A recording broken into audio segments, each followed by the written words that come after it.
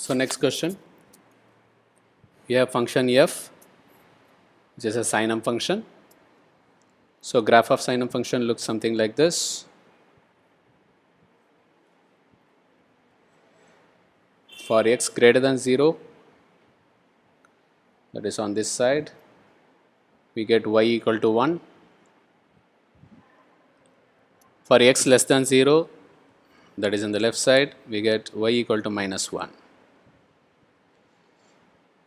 And of course 0 here, so it's a point. And the greatest integer function, it looks something like this. So 0, 1, let's say 1 here, minus 1 here. So between 0 and 1, so this is the line that we need to consider.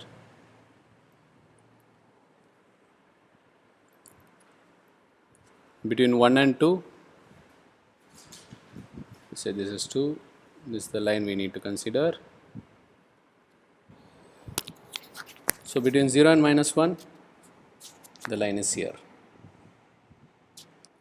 So we need to check if fog and Goff coincide in 0 to 1, where 1 is included and 0 is excluded. So fog is given by f of g. So it is 0 for all values lying between 0 and 1, and it is equal to 1 for x equal to 1. So fog graph looks something like this.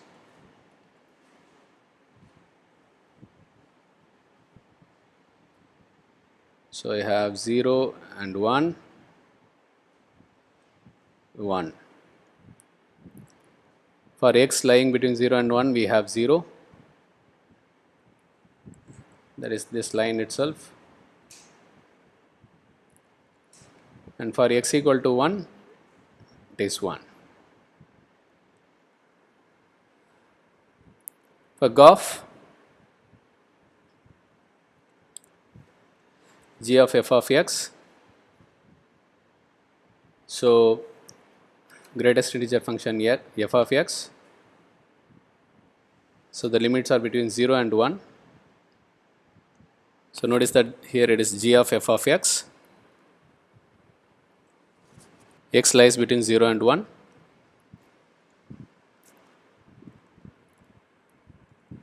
and hence we need to consider only this function. The sense, this is greatest integer function 1,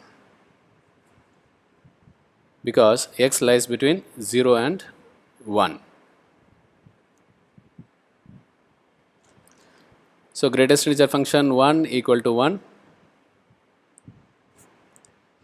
and hence Goff graph looks like this, 0 to 1. For x lying between 0 and 1, we have 1 here.